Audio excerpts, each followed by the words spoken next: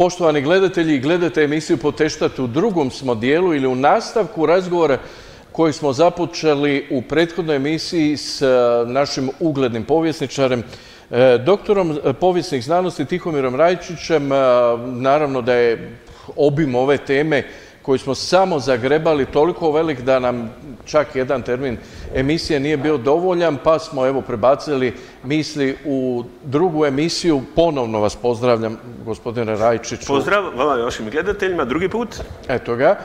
Mi bi zapravo krenuli točno od trenutka kada ste u prethodnoj emisiji zaustavili misao. To je zapravo konstatacija ili zapravo reminiscenzija na događanja koja su se dogodila u, koliko se sjećam, spomenuli ste bugarskim selima, je li tako? Dakle, ovako, priča koju smo radili, prošli put pričali smo o onoj proslavi 27. srpnja 1941. pa koja se svake godine proslavlja uz goleme kontroverze i tako dalje, koje nerado ulazim u to. I povijesna pozadina je vrlo neugodna.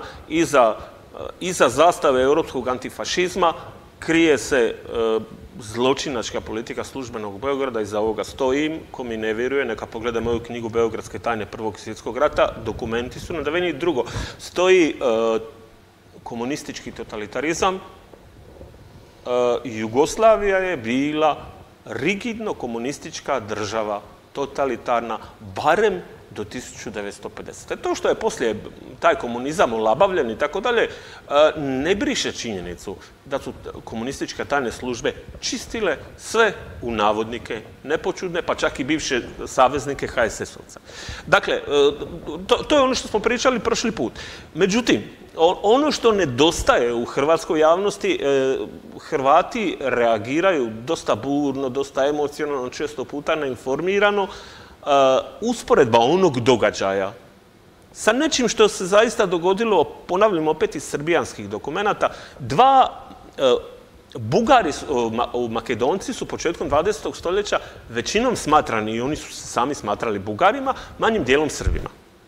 Sad, u toj Makedoniji bila su dva gradića u koja su bila podijeljena, bili su bugarski dio i srpski dio. Četnici koji su djelovali u Makedoniji od 1904. I ranije, od 1905. su bili izravno pod nadzorom beogradske vlade, zato ja govorim beogradska vlada, ne govorim bez razloga, su upali u bugarske dijelove tih gradića, ubili su lokalne bugarske komite, ali su ubili civile. Četnici. Da, srpski četnici, koji su sebe smatrali revolucionarima i to se tako tada radilo u Makedoniji. Doduše ni Bugari nisu bili nježni, da ne bi bilo nesporazuma. Međutim, čitajući srpske dokumente,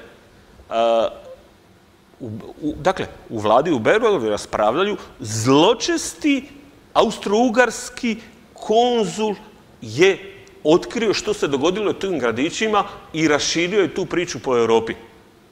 Treba hitno financirati propagandu da se to zataška. I to se točno dogodilo.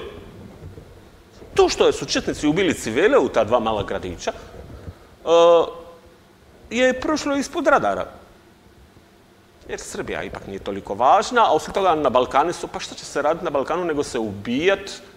To je znao britanski konzul, zna je austrijski konzul. Austrijski konzul je bio zainteresiran zato što mu je rečeno da je zainteresiran. To je ista priča. I naravno da su u toj priči iz beogradske perspektive zločesti Bugari. Jer Srbima uskraćuju Makedoniju. Jer su Makedonci navodno Srbi. Ista je priča i ovamo.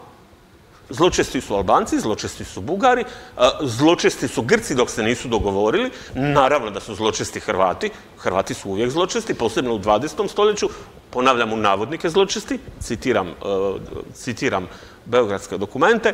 Dakle, to je takva perspektiva. Dobro, bili su zločesti i Mađari dok se opet sad nisu dogovorili, tako dalje. Dobro, s Mađarima je bilo. Mađari su imali do 1918. Mađari su imali moć. Ugarska je bila 4 puta veća nego sada.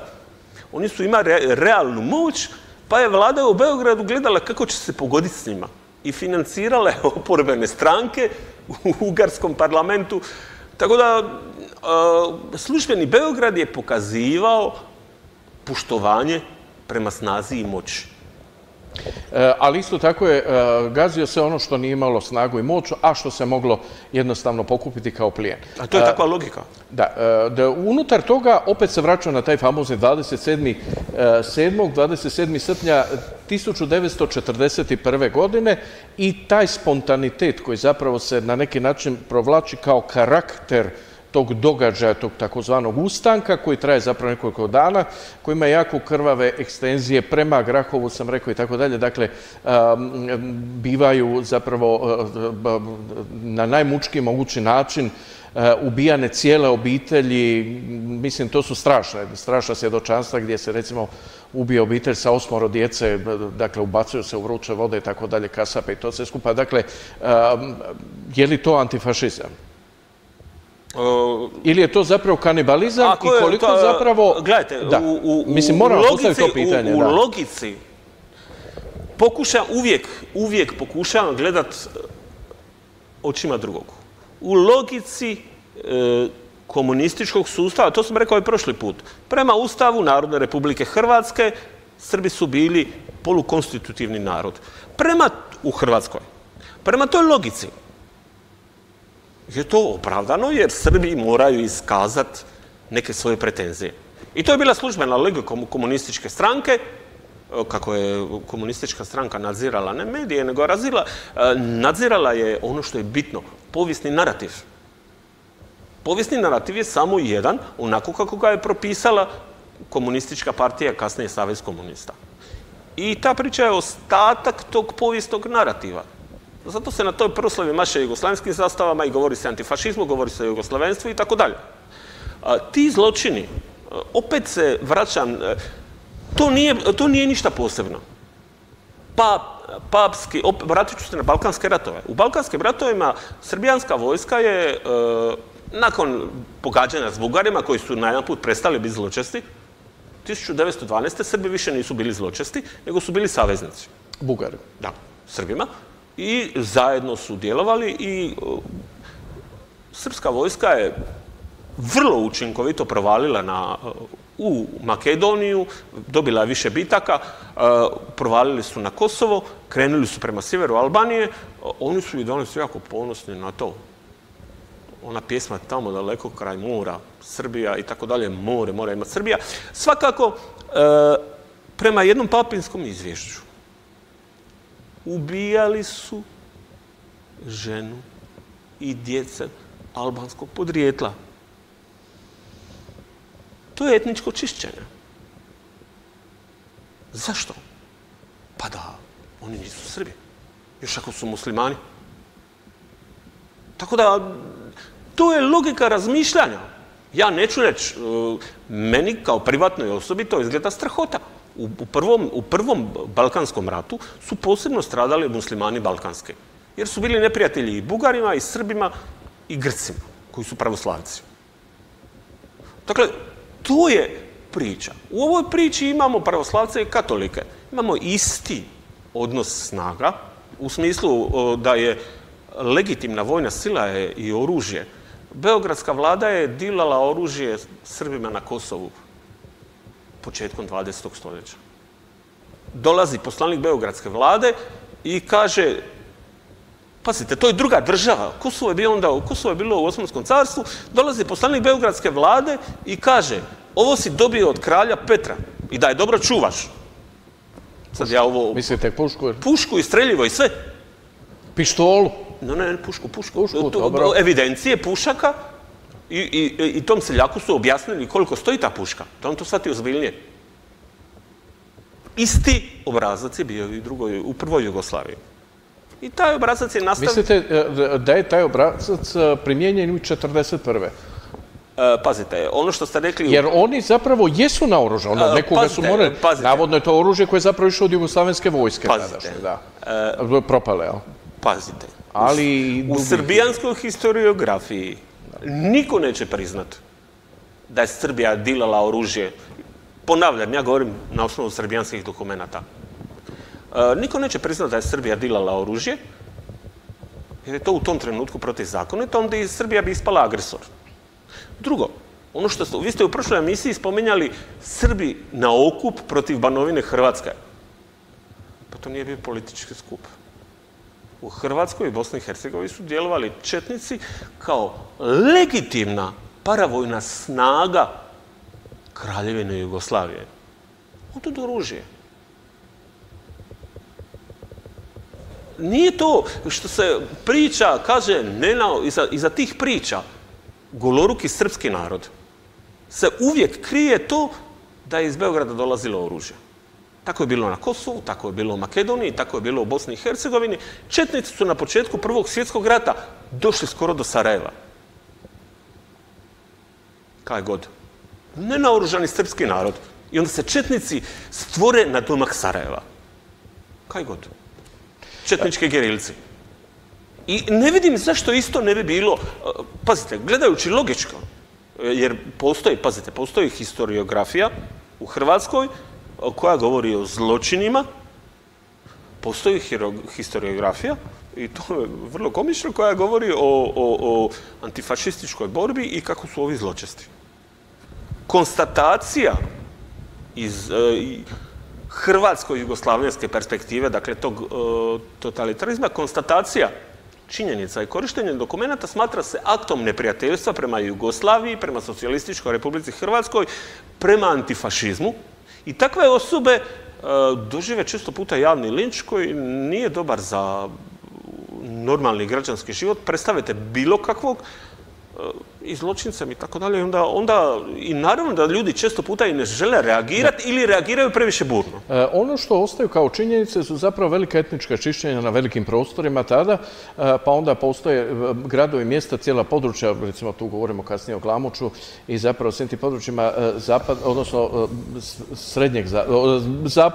zapadne Bosne i ne sjevera, nego dijelom jugozapadne Bosne, gdje zapravo su to područja iz koje su doslovno iskorijenjeni Hrvati, gdje su bile velike hrvatske župe i tako dalje, ali tih Hrvata tu više nema, kao i na područjima negdje oko Knina, sjevernog Knina pa prema Gračacu. Dakle, od 1941. nadalje praktično se ta područja čista od Hrvata. Vi kasnije govorite i stvaraju se etnički čista područja srpska. Vi kasnije govorite o tome da u Ustavu iz 46. 7. Da, 47. Ne govorim ja, nego piše u Ustavu. Da, piše u Ustavu. Ko mi ne vjeruje, da ću mu Ustavu. Je konstitutivnost prenesena. Pazite, u Ustavu 47. Narodne Republike Hrvatske piše hrvatski i srpski narod su ravnopravni u Hrvatskoj. Dobro, sad, zašto vas to pitam? Zašto postavljam to pitanje? Zbog toga što mene interesira, odnosno nas i sigurno i vas interesira, zapravo i cijelo vrijeme govorimo o politici ili političkoj pozadini, dakle jednom kontinuitetu politike koja dolazi iz Beograda punih 150 godina i koja se zapravo uopće ne mijenja, čak se ni ne transformira, ona zapravo uvijek jasno reflektira ono što hoće, a to je taj obuhvat takozvanih srpskih zemalja, gdje zapravo nigdje u srbijanskoj retorici se niti ne respektira niti Hrvatska kao država, niti Hrvatska kao nekakav pojam nekog teritorija. Tu su uvijek Hrvatske, Slavonije, Dalmacije, Like, Krajine, Korduni, ne znam što li već. No, je li zapravo ovo što je bilo u Ustavu kompromis prema onome što se pokazalo da se dogodilo 1991. godine, a to je što je zapravo bila i tema u dobrom dijelu, dakle tu i tamo postojanje SFRJ-a, a to je formiranje takozvane 7. republike unutar Jugoslavije, odnosno kasnije autonomne pokrajine unutar same Hrvatske, koja je zapravo krajina, a koja se zapravo kasnije 1991. godine zapravo i politički formira sa sjedištem u Kninu. Dakle, je li zapravo cijelo vrijeme od 1941. pa do 1991. zapravo postoji jedna intencija, a znamo da postoji, uzmimo samo 1971. gdje oni žele Zadar kao glavni grad ili središte te srpske nacionalne... Dajte malo mi to pojasnite. Kad su stvarane granice država unutar Jugoslavije, Hrvatska je, nominalno je Hrvatska bila država sa pravom na odcjepljenje. A dobro, to je konfederalni ustav koji je zapravo od početka bio baziran. Od početka piše da je država, kad su stvarne granice... Jer zapravo države na području Jugoslavije zapravo nisu nastale od Jugoslavije, nego Jugoslavija nastaje odnosno udruživanje tih država. Navodno slobodnom udruživanju. To je vrlo jasna. Kad su stvarane granice tih socijalističkih narodnih republika, kasnije socijalističkih republika, komunistički vrh se jedno vrijeme bavio mišlju da tu bude autonomija, ali je ta misao vrlo brzo odbačena, jer tu je nasljeđe hrvatsko-srpskih sukoba u 19. stoljeću, jer pazite, govorimo o području koje je nekad bila vojna krajina. Vojna krajina je bila 300 godina odvojena od Hrvatske kao posebna upravna jedinica koja je štitila ostatke Hrvatske, ali i austrijske zemlje od osmanske vlasti. Kad je Osmansko carstvo postalo sjena sebe, te su zemlje službeno 1881. vraćene Hrvatskoj. Dobro, ali one nikad nisu bile nešto drugo osim, ajmo reći, da su izvorno bile Hrvatske, pa su odvojene od Hrvatske, pa su vraćene Hrvatske. Dakle, nikad nisu bile srpske ili ne znam kakve druge zemlje. Ne. Dakle, samim tim, na temelju čega se onda može temeljiti da neko može smatrati da je to Srbija? Etnički kriterij. Ali nisu, na tom području je odnos Hrvata i Srba uvijek bio 50-50. Pa da, ali su njihovi etnički kriteriji takvi. Dakle, oni su htjeli autonomiju. Dio, kad je vojna krajina vraćena Hrvatskoj, dio srpskih birača pod ograničenim biračkim pravom glasovao je za mađaronsku politiku, jer su računali da od njih mogu dobiti zaštitu od zločestih hrvatskih nacionalista i duge su rasprave, pune su tadašnje novine rasprava o pripadnosti Gospića, o pripadnosti ovoga, je li to srpski. Ključno je, u hrvatsku politiku ulazi čisto etnički kriteriji, jer... Isto on zadržava i do dana današnjega, ako ćemo biti realni. Etnički kriteriji... Dakle, pazite, ja sam privatno Starčevićanac. Hrvatska je država. Ja sam prošli put rekao, većina stranih doseljenika, posebno sa područja Austro-Ugarske, su se u prvoj ili drugoj generaciji kroatizirali. Zašto? Zato što je to normalno. Ne možeš ti biti u Hrvatskoj Japanac, pa onda tako 5 generacija. Ti si Hrvat japanskog podrijetla. Ja sad namjerno karikiram da bi podcrtao činjenicu. Dobro, u Americi su ljudi uvijek neko podrijetla, ali su Amerikanci prije svega. U Francuskoj čak se ni porijeklo ne spominje. Nažalost, u Francuskoj će se to razbiti, ali to je druga priča. To je druga slika. Međutim, u Hrvatskoj je takva tradicija. Hrvatska državnost. I sad se samo postavlja pitanje inzistiranje na... Uvijek je bila kombinacija državno-pravnog. Dakle, pazite, u okviru Austro-Ugarske je postojao hrvatski ustav koji je točno definirao hrvatske granice i točno definirao hrvatsku državnost, ali u igri Beča i Budimpešte je bilo otprilike pojednostavljeno rečeno, ok, ostao je problem, ali riješit ćemo to poslije, pa je Hrvatska bila neravnopravni partner, ali je postojao ustav, realno. U takvoj situaciji je nacionalni etnički kriterij bio i u Dalmaciji koja je pripadala Austriji i u središnjoj Hrvatskoj, ovi dijelovi vojne... Hrvatske i Slavonije. Koji su nekad bili vojna krajina, iz srpske perspektive su počeli biti srpska krajina. Inače, riječ krajina znači u starom hrvatskom jeziku područje uz granicu. Pa je logično da je u 16. stoljeću vojno područje uz granicu sa Osmanskim carstvom. I to baš nema puno veze sa Kraljevinom Srbijom, nego ima veze sa Osmanskim ratovima, sa etničkim... Osmanski ratovi, očekujem da mi ovih dana vjerojatno je izašao je portret kralja Ferdinanda prvog Habsburškog vladara u Hrvatskoj.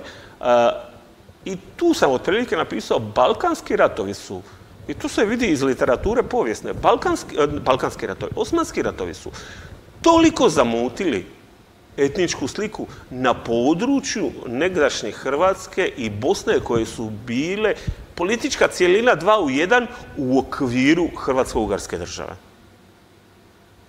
Da je doseljenjem posebno pripadnika pravoslavne crkve koji su bili pod ingerencijom Pečke patrijaršije, što je bila kasnije Srpska pravoslavna crkva, je uvezen etnički kriterij i uvezena je ideja posebne srpske državnosti. I sad da se ne vraćamo previše unazad, u ovom nesretnom događaju i u ratu Drugom svjetskom i u ratu domovinskom, uvijek je ista ta priča. Ista matrica, ako ćemo. Ista je priča. Kad sam bio nedavno kod Tihomira Dujmovića, ja njemu pričam ove podatke, on me gleda, smješka se i kaže u emisiji Hrvatske povijesne istine, i onda on kaže, pa kaže, to isto je danas, tako postupa Vučić, tako razmišljaju ovi. Dobro ste rekli, matrica. Dakle, ponavljam, ovo nije, ja uvijek u javnosti kažem, ovo nije vrijednosni stav. Ja imam svoje privatno mišljenje koje izmjenjujem sa svojim prijateljima i u svoje privatno vrijeme, međutim u javnosti potrebno je konstatirati što je moguće točnije činjenice, a ne propagirati svoje privatno političko uvjerenje pod okriljem struke. Ali je bitna matrica. Dakle, bitno je prepoznavanje matrice. Ta matrica je, kao što ste rekli danas, nazočna u zapravo političkom djelovanju Beograda u velikoj mjeri. To govorim iz tog razloga što nama to može djelovati ovako malo, čak i karikaturalno ili komično ili ne znam kako, ali 28 godina nakon rata Beograd, dakle Beograd kao takav, financira vladu Republike Srpske Krajine u izbjeglištvu. Sa kompletno ministrima i ne znam čim i tako dalje. Dakle, bilo bi stvarno interesantno vidjeti kako bi to Hrvatska izgledala kad bi Zagreb financirao, ne znam, vladu NDH-zije u izbjeglištvu ili što li već. Ali tome je tako. To ćemo prokomentirati nakon pauze i ićemo još malo dublje u povijest. Mislim da će nam se to svidjeti. Ostanite uz nas.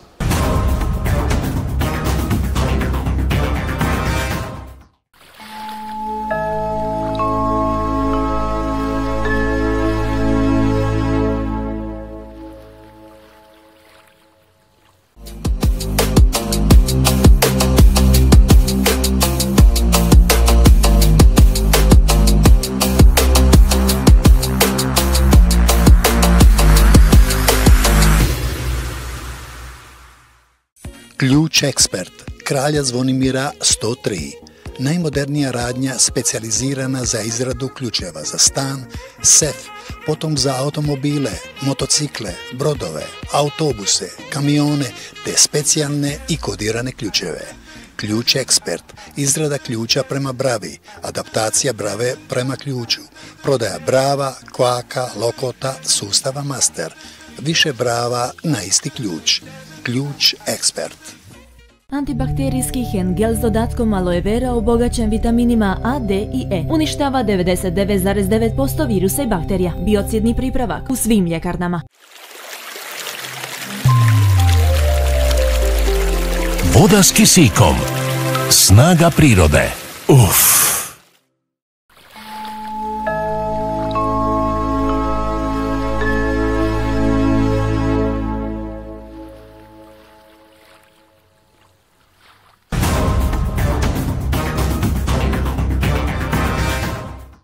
Poštovani gledatelji, u četvrtom smo dijelu, dakle drugom dijelu ove emisije, četvrtom dijelu druženja s Tihomirom Rajčićem, našim uglednim povjesničarom. Kada ovo sve skupa zbrojimo i oduzmemo, ja bih se vratio negdje u onaj dio koji je vaš core business, ako tako mogu reći. Dakle, to je zapravo period prije Prvog svjetskog rata i zapravo Prvi svjetski rat. Tu mi je interesantna jedna konstatacija, kad već govorimo zapravo o beogradskoj historiografiji i refleksijama zapravo svih tih događaja, kako i na koji način se to iščitava tamo. Onda ovih dana možemo slušati opet ponovno priču o tome kako Dubrovnik nije hrvatski, nego je srpsko-hrvatski i tako dalje. Kako hrvatski jezik nije hrvatski jezik, nego je područje srpske kulture i jezika vrlo fluidno, pa se uzima iz Hrvatske kao i samoposluga. Što im treba, što im ne treba od Držića pa nadalje.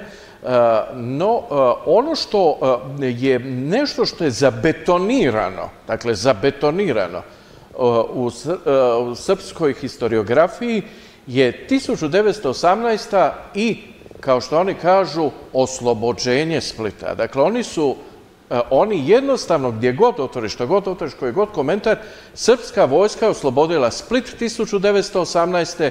Srpska vojska oslobodila Dalmaciju 1918. Srpska vojska je oslobodila Crnu Goru 1918. Možete li nam reći nekoliko riječi o tim oslobođenjima? Dakle, znam da je teška tema, ali eto. Teško mi je biti neemotivan. U tome je problem. Zato tiče se Hrvatske i kad je Hrvatska u pitanju, tu sam kao i Tuđman, teško mi je biti neemotivan, a čovjek na poslu ne treba, posebno u povijesti, ne treba biti emotivan. Dakle, ja ću tu opet ću početi po običaju sa strane, kako je Srbija dobila Vojvodinu. Dakle, 1918. Raspalo se Solunsko bojište nakon dugog ratovanja, Austro-Ugarska vojska i Njemačka su se povukle i srpska vojska dolazi u Beograd. Francuski maršal kaže Mađarima, bolje vam je, ne petljajte se i primirite se i ne gnjavite oko te Vojvodine, inače ću na vas pustiti južne Slavene. On je rekao Jugoslavene koji ste gnjavili toliko godina. To je značilo srpsku vojsku.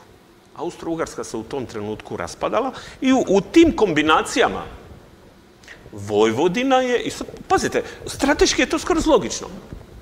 U Vojvodini je onda živio dio srpskog naroda, međutim, ključni interes je da Beograd mora imati zaleđa. Jer glavni grad Srbije bio na granici druge države. Nešto otprilike kao Zagreb danas, ako ćemo biti realni, jel? Dakle, negdje još malo bliže, ali praktično u krajnjem sjeverozapadu. Granica je bila s jedne strane Zemun koji je bio u Ugarskoj, s druge strane Beograd koji je glavni grad Srbije. I to je za Srbiju bio veliki problem i to je riješeno 1918. s obzirom da su oni bili saveznici Francuske i Velike Britanije, na prvom mjestu Francuske, u prekrajanju granica, pa to su južni Slaveni. A osim toga strateški, Beograd, logično je da Beograd ne može glavni grad jedne države biti bez zaleđa i tvoj glavni grad je na granici sa, uvjetno rečeno, neprijateljskom državom. To je prva epizoda. Druga epizoda su situacija u tadanjoj Hrvatskoj. U Hrvatsku je predvodila jugoslavistička politika. 1903. stvaranjem uvjetno rečeno novog kursa, 1905. Riječkom rezolucijom, hrvatska politika je išla otprilike ovako. Opet Ante Trumbić, Frano Supilo. Političko okupljanje da bi se prvo Beč u dogovoru s Mađarima prisililo na popuštanje da se realizira Hrvatska država. Molim lijepo, čitavo vrijeme je Hrvatska država. Ne nekakve etničke priče. U toj koaliciji su bile i srpske stranke iz Hrvatske s kojima su dogovoreni razni kompromisi. I to je ključno. I ta jugoslavistička politika, kako je prolazilo vrijeme, sve više je gledala prema Beogradu i postala je sve više anti-austrijska. Kad se raspala Austro-Ugarska, imao sam nedavno izašao o zadnjem blaženiku Karlu Habsburškom, zadnjem legitimnom hrvatskom kralju. Kad se raspala Austro-Ugarska, u listopadu 1918.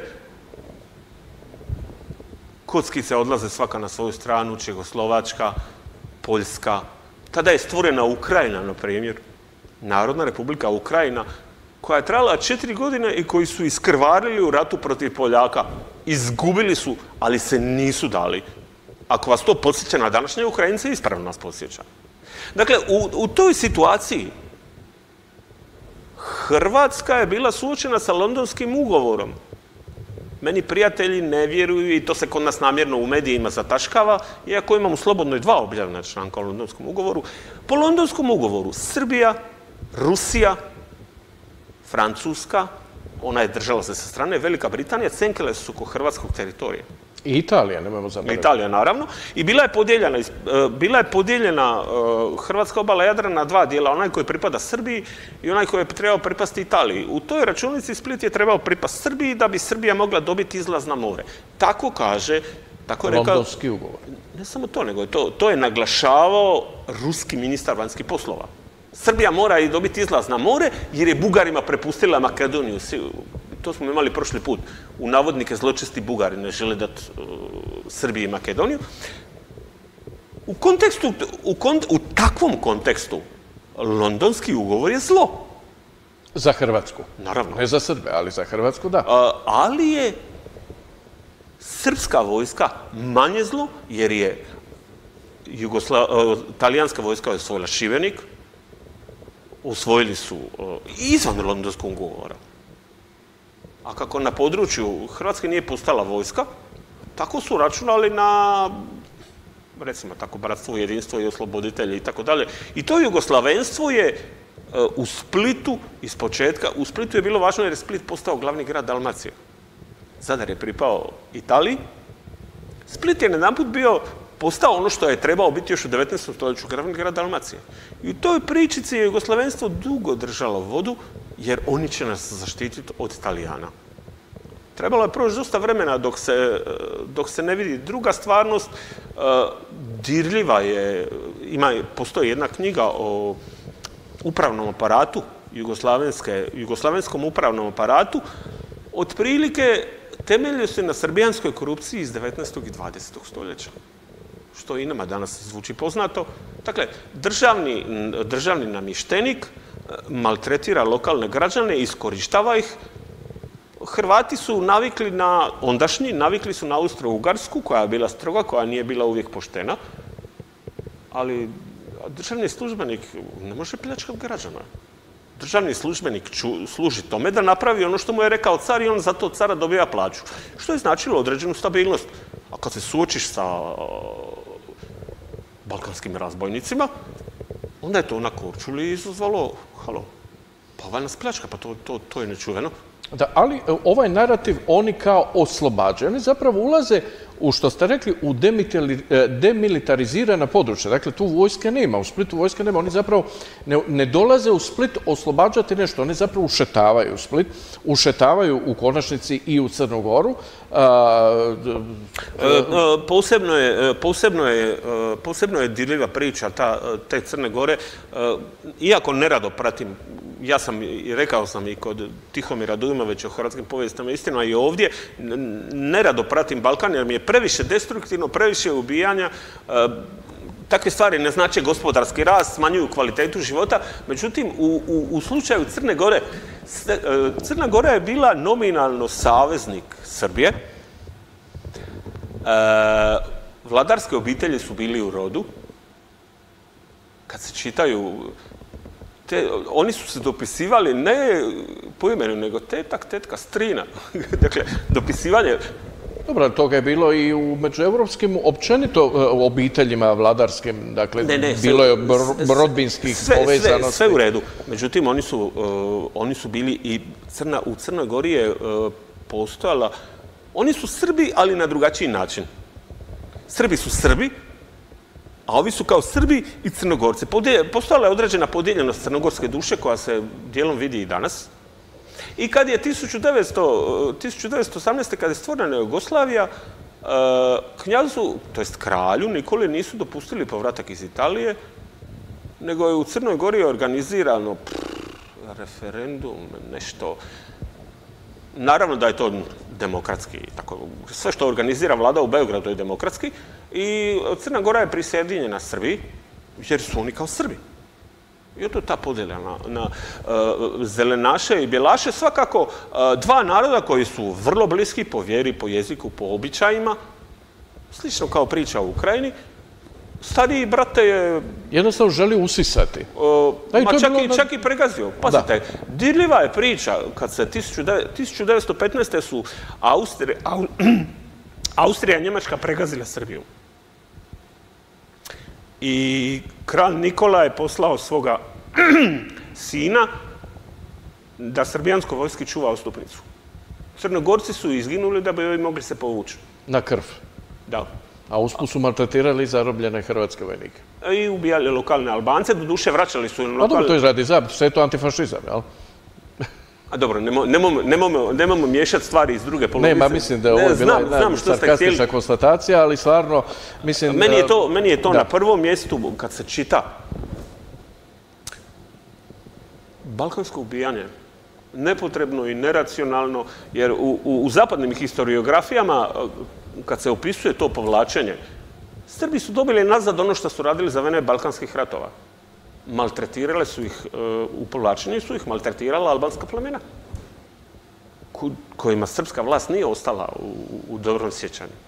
I iz ovog konteksta iz 1912. o kojemu ste govorili. Tako je.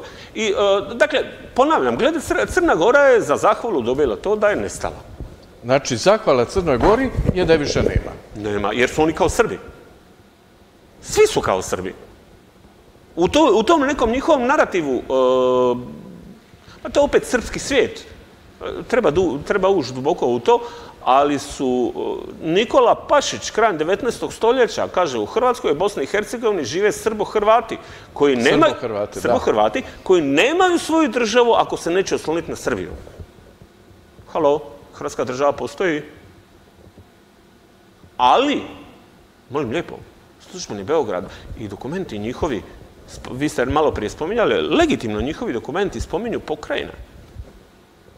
To su pokrajine iz srpskog svijeta s tim da su, eto, Hrvati kao posebno, a mi trebamo imati hrvatski državni narativ. To ne znači laganje. Hrvatski državni narativ ne znači laganje, nego utvrditi točne činjenice.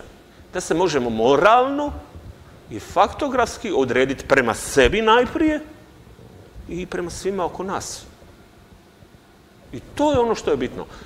A te priče oko jugoslavenstva, ovo je sad moje privatno mišljenje, te priče oko jugoslavenstva jako podsjećaju na veliku Srbiju i svaki put kad mi danas neko spomene jugoslavenstvo, čekam kad će početi pričati o hrvatsko-srpskom bratstvu i tako dalje. To je ista priča se događa danas i u Ukrajini. Kako zapravo vidite tu paralelu s Ukrajinom? To me baš interesuje. Dakle, Ukrajina je posebna nacija koja ima zajedničko podrijetlo sa Rusijom. Ukrajina nastala iz velike kijevske kneževine u srednjem vijeku. Tu kneževinu u 13. stoljeću su pomeli Tatari. Dio te kneževine se obranio, pa su pali pod vlast. Litva je bila velika sila, na primjer, u srednjem vijeku. Ko bi rekao? Pa su se udružili Poljaci i Litvanci, pa su ti Ukrajinci, koji su se onda nazivali i Rusini, i svakako bili pod vlašću Litve i Poljske. I to je bila jedna golema država koja je bila skoro od Baltika, skoro do Crvenog mora. Koja je, pogodite što, zarađivala izvozom pšenice. Pšenice, tako je. Sa ovih polja ukrajinskih. E sad, Rusi su bili pod mongolskom vlašću sve do 15. 16. stoljeća dodvornički se morali su se, zbog faktičkih odnosa snaga, dodvornički odnositi prema mongolskim kanovima. Tek u 15. stoljeću su se Mongoli međusobno posvađali da je jedan veliki knez Moskve mogao nastupiti kao ujedinitelj Rusije. I to je početak stvaranja ruske države.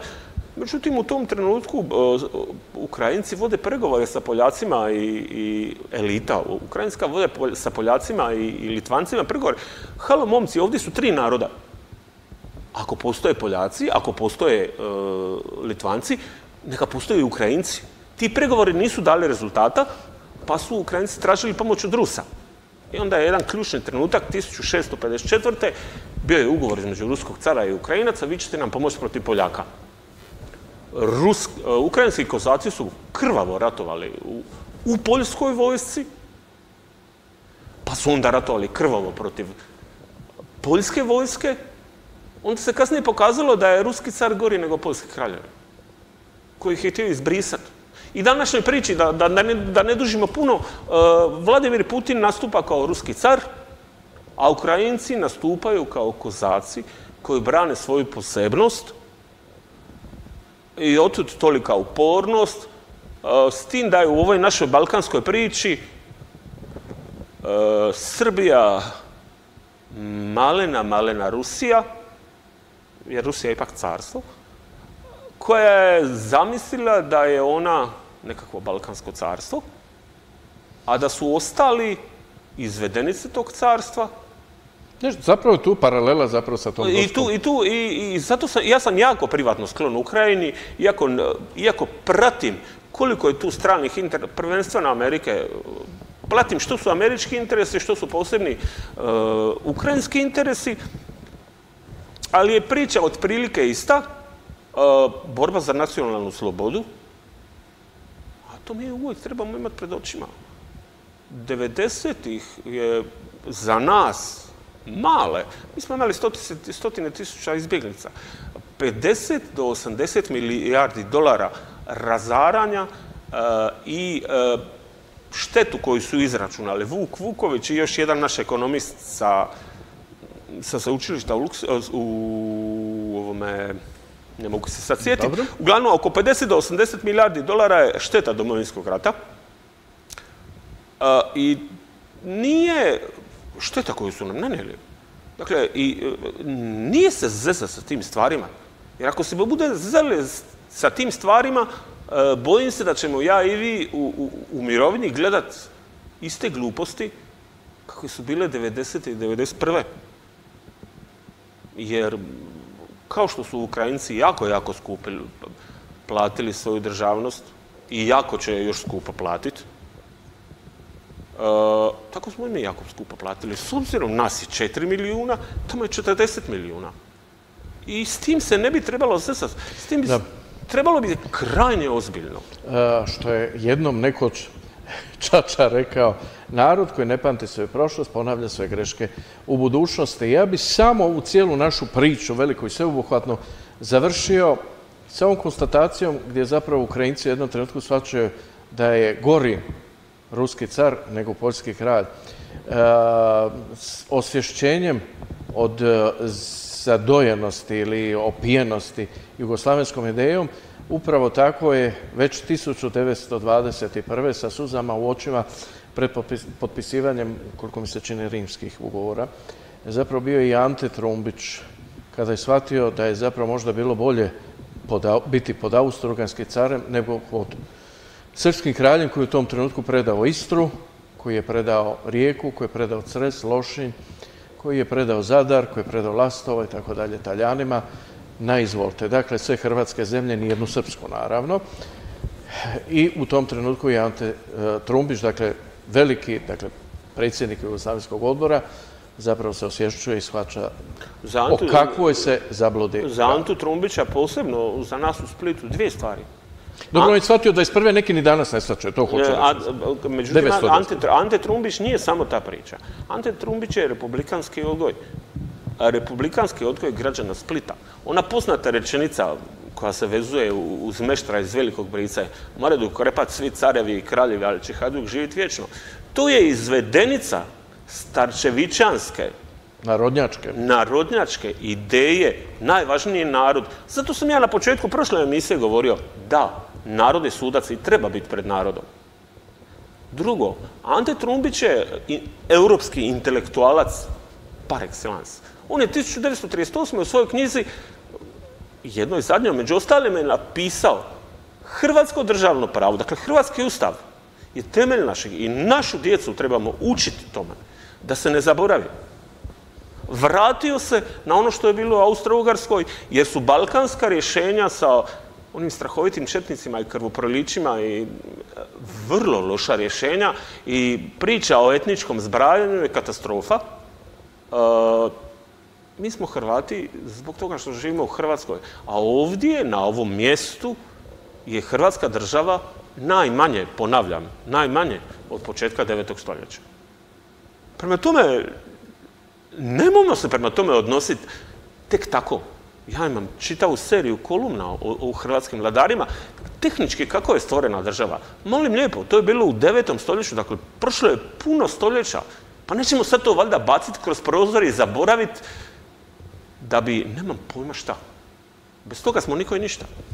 Ja vam se zahvaljujem, dragi moj goste, na ovim iscrpnim uvodima samo, jer ovo moram reći da su ovo uvodi u teme, a mi smo malo prije, odnosno i u prethodnoj emisiji spomenuli jednu temu koju ćemo jako široko i nadugo obraditi. Drugom prilikom, naravno, radi se zapravo o povijesnoj ulozi u političkim silama i haribdama vezanim u tim vremenima kad je djelovao zagrebački nadbiskup Alojzije Stepinac. Dakle, on nije samo bio vjerski i klerikalni vođa, on je zapravo na neki način bio i duhovni, pa i politički inspirator i vođa hrvatskog naroda. To je jedna priča za sebe. Što drugo reći, nego zahvaljujem se na ovim observacijama i veselim svakom budućem susretu i uživanju u ljetu ovo što je ostalo. Hvala vama, pozdrav vama i vašoj publici. Nadam se da je bilo ugodno. Nadam se da ćemo ponoviti ove ugodne trenutke uskoro. Još jedan put hvala lijepo i ustrajte u svom radu i otkrivanju i razgotrivanju hrvatskih istina, kako povijesnih, tako i sadašnjih, ali i zabluda.